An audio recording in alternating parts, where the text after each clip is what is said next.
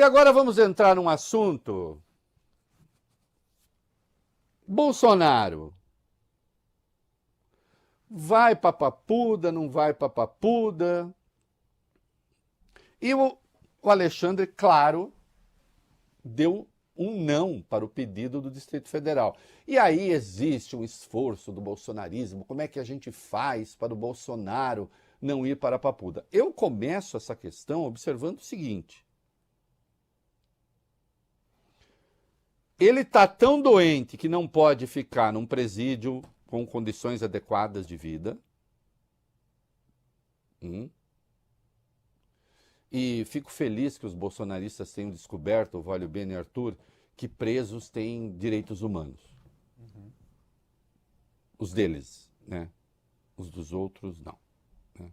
Esses comuns, não. Mas, de qualquer modo, ele está tão bom, tão fortão, que ele pode disputar a eleição, que eles estão querendo, de novo, com papo de anistia. Ou ele está tão doente que ele não pode ficar na Papuda, precisa ficar em casa recebendo atendimento médico permanente. É o quê? Vamos primeiro ao Distrito Federal. Vólio Bene, Arthur. Sim. O Alexandre não cedeu aos sonhos líquidos do Ibanez Rocha. Né? Para lembrar o quadro Salvador Dalí. Não cedeu. Né? Ibanez queria saber da doença e tal. Alexandre falou assim, olha, não é da sua competência. Vamos lá, do que é que eu estou falando? Reinaldo, o ministro Alexandre de Moraes do STF apontou falta de pertinência no pedido do governo do Distrito Federal para avaliar as condições de saúde de Jair Bolsonaro para o caso dele ser preso na penitenciária da Papuda, em Brasília. Ele mandou retirar o pedido dos autos da ação penal 2668, na qual Bolsonaro foi condenado por tentativa de golpe. Diz o seguinte, considerando a ausência de pertinência, desentranhe-se a petição número 158.408 de 2005 dos autos, escreveu o ministro. Desentranhe-se, olha, isso não tem nem que estar aqui, não faz o menor sentido.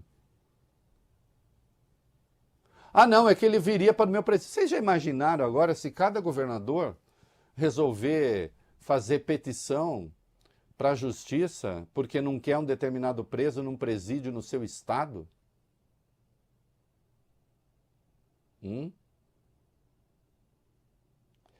Mas isso, de algum modo, é falar assim, não, vamos deixar claro que aqui não, porque nós queremos respeitar o estado do presidente, precisamos saber o estado de saúde dele, e a depender do estado de saúde dele, não podemos oferecer as condições. Ora, se precisar de condições especiais e se for a Papuda, providencie as condições especiais. Isso não é feito nem com dinheiro do Distrito Federal, esse dinheiro vem da União. Não é mesmo? Esse é um caso em que faz uma petição ao governo, ao STF, sabendo que será negada. Pede sabendo que será negada. Para que alguém diga em algum momento, tá vendo esse Alexandre como ele é insuportável? Ele não topa nada. Não, mas é que não tem nem pertinência. O que é não ter nem pertinência? É a categoria, Vó e Bene, Arthur, das coisas que nem erradas são. Que é a categoria que eu adoro. Não é que está errado, isso não faz sentido. Já contei aqui para vocês, quando era professor, provas, tinha sempre aquela em que a pessoa respondia e não conseguia nem errar. Né? Que sempre leva o professor a se perguntar, caramba, o que será que eu falei que ele entendeu isso? Você se pergunta. Né? Então, nem errado o pedido é. É simplesmente despropositado. E quando o Moraes examina pedido sobre saúde de Bolsonaro, saúde de Bolsonaro, vamos lá, o que a gente tem aí? Segundo a Folha, o ministro Alexandre de Moraes só deve analisar a situação médica de Jair Bolsonaro após o fim do processo da trama golpista. Lembrando que amanhã começa a análise dos embargos de declaração. O plenário virtual da primeira turma terá início às 11 horas da manhã e será encerrado no próximo dia 14, na sexta-feira da semana que vem, caso nenhum ministro peça vista. Tem embargos do Alexandre Ramagem, do Almir Garnet, do Anderson Torres, do Augusto Heleno, do Jair Bolsonaro, do Paulo Sérgio Nogueira, do Walter Braga Neto, ou seja, do chamado núcleo duro do golpe.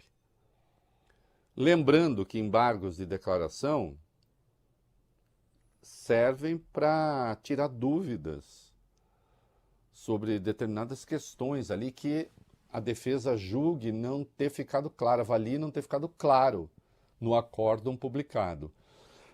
Alguma contradição, alguma omissão importante. Os embargos de declaração de boa parte desses senhores não faz isso. Ao contrário, volta ao mérito da questão. Tem embargo de declaração questionando ainda a competência do Alexandre para ser juiz, né? A suspeição do Alexandre. Né? O do Bolsonaro, de qualquer modo, dá uma inovada. O do Bolsonaro diz que ele desistiu. Também não é para embargo de declaração, hein? Mas eu entendi que está dizendo o seguinte, ele desistiu do que ele começou, né? E toda a tese que não tinha nem começado. Que foi o voto do Luiz Fux. Né? Só estavam ali fazendo elucubrações. Não teria tido atos executórios. Você não desiste daquilo que não teve um começo de execução. Mas isso, certamente o Supremo vai avaliar. Praticamente não há embargos de declaração. Uma ou outra coisa sobre soma de pena, cabe embargo de declaração. Acho que a pena aqui não somou direito, tem uma correção a fazer. Não vi isso, nesse detalhe eu não vi. E pode até ser que alguém somando diga, erramos na soma. Agora, questionar se o juiz era suspeito ou não, se a competência era do Supremo ou não, se poderia julgar na turma ou não, tudo isso de novo, isso só prepara o terreno, é uma questão política, você precisa entender isso, uma escolha política das defesas, para tentar cobrir o julgamento com a sombra da suspeição. Falar, olha, tá vendo? Caso haja uma virada eleitoral, aposta-se nisso, ganhe um presidente de extrema-direita, porque até agora não tem candidato de direita como alternativa, só de extrema-direita. Critério, Reinaldo? Pois não. Gente que defende anistia para golpista e que ataca Supremo em praça pública. Para mim é extrema-direita. Fim. Né?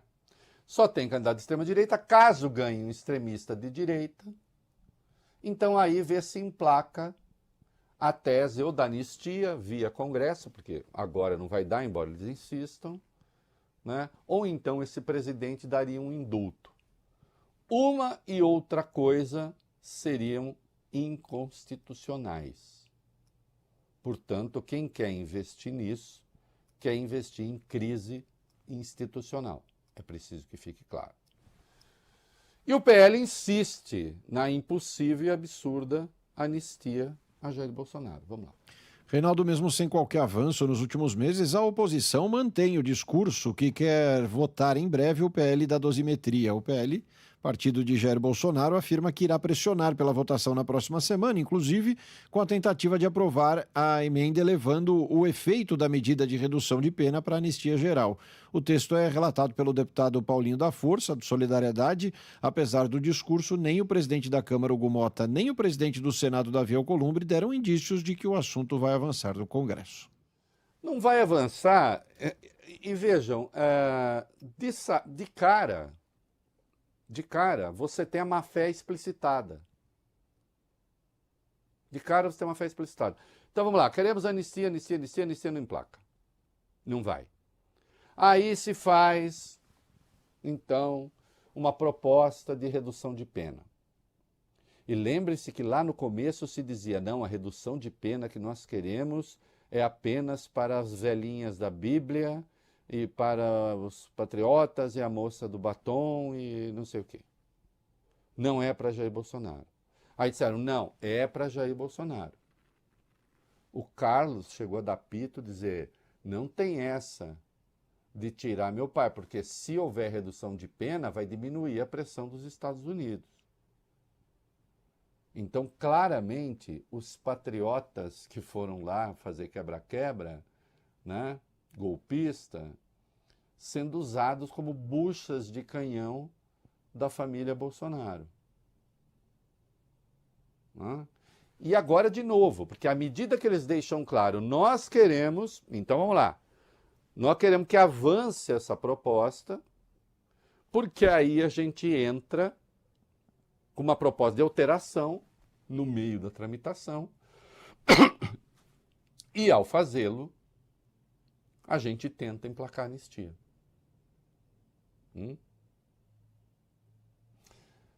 Essas são as pessoas que aplaudem matança, por exemplo.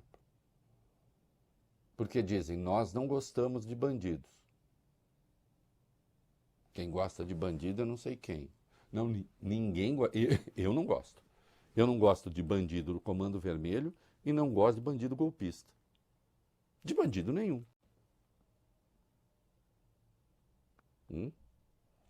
O que o Comando Vermelho faz é muito grave? É muito grave. Sem dúvida nenhuma.